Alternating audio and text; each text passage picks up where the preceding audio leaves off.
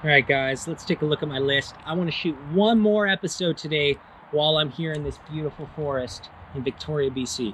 By the way, this is how I do my notes before episodes. I have notes on my phone. I write down my ideas, and then from there, I can just draw on them when I want to do an episode. All right, I got it. How to become a social media manager in 2021. Let's do 5 or 6 tips on what's going to help you be a better manager in 2021.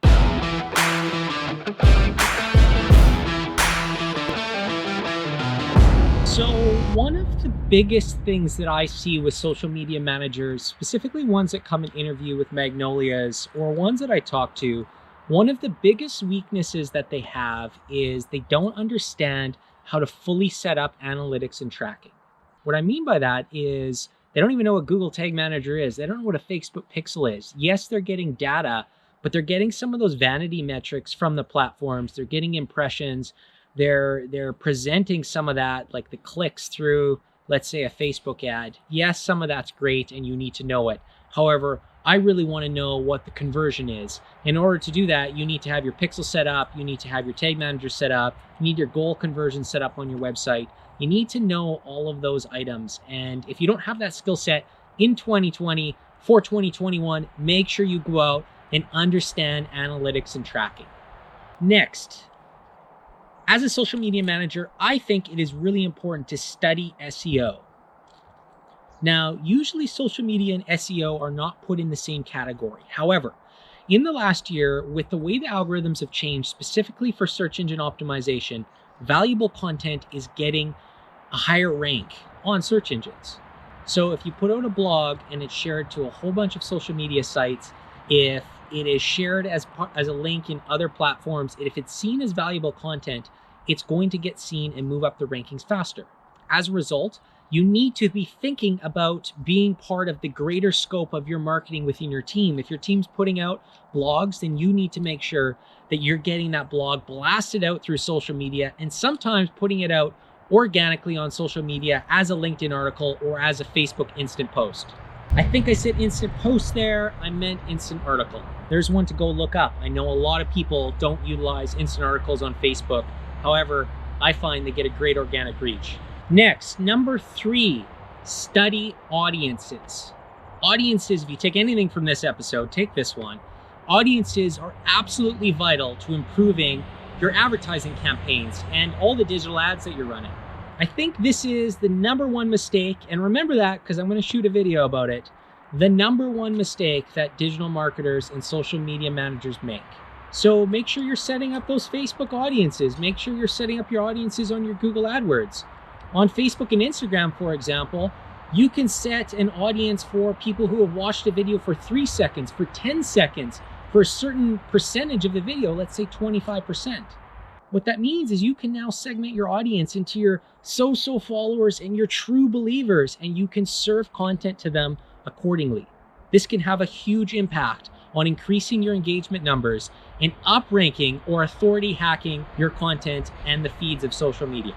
I did another video on authority hacking. We're going to put it in the cards above if we remember. Go check it out. Next, as a social media marketer, I always tell individuals to study both graphic design and photos and videos. But if I put those together, what I'm going to say in this episode is study the camera.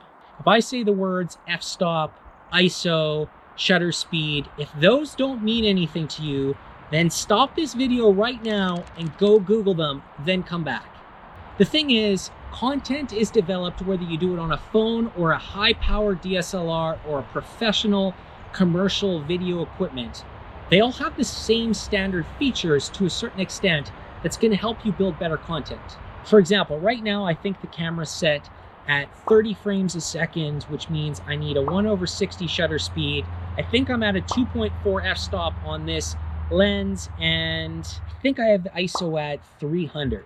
That's creating this effect. It's not very light out. It may be a little bit darker of a video right now because I think the sun's going down as we're shooting, but I've been able to create enough light to make the video look good.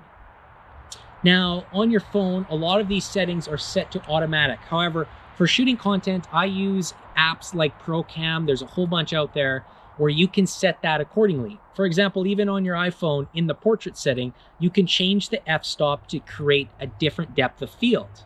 Understand it, study it. It's going to help you whether you shoot the content yourself or hire someone else to do it. It's going to help you make better content and coordinate accordingly. Lastly, I already mentioned it earlier with authority hacking. I did the video on it, but I'm just going to touch on it here. Study the algorithms the best you can on whatever platforms you specialize in. Now, my 3 standard principles, which I talk about all the time for any social media algorithm, are these. 1, be social, interact with your audience. 2, create engagement. That's what social media is all about. And 3, keep people on platform longer. The longer they view your posts, the better your posts are going to do over time. It's going to help you get more organic reach. Lastly, what can you do to be a better social media manager in 2021? Read. I was very, very bad at this. I did not read a lot. I was out there grinding, learning as I went, and that was great. However, I missed out on some conversations with clients who are reading the up-to-date entrepreneur books. It doesn't have to all be about social media. Read about business, read about entrepreneurship. Understand what the lingo is out in the market. For example, Grant Cardone's 10X. For a little while, a whole bunch of my clients were yelling 10X, 10X, 10X. And even though I kind of knew what it was at the time, it took me until I read 10X to understand what they were talking about at the full extent. That's what drove me to write my own book, If You Sell, You Lose, putting out a value-based marketing philosophy. I know the impact that reading can have on digital marketing and social media managers, and I hope if you guys do look at the book, it provides you value as well. Get out there, read anything, everything, understand it. It's going to help you connect more with clients. You're going to know what's going on. All right, that's it for this episode. Sun is going down. I don't know if I can pump that ISO up any higher before the videos are going to start to look rainy, so I'm going to call it a day. We're going to shoot some more videos in Victoria, BC tomorrow. Going to try to go near the ocean, maybe get some other areas. I hope you guys get value out of these episodes. They're going to come out for a couple weeks. Stay tuned for the next one.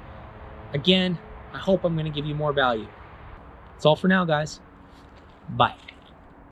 I'm saying bye now. Why am I saying bye at the end of the episode? Again, be authentic.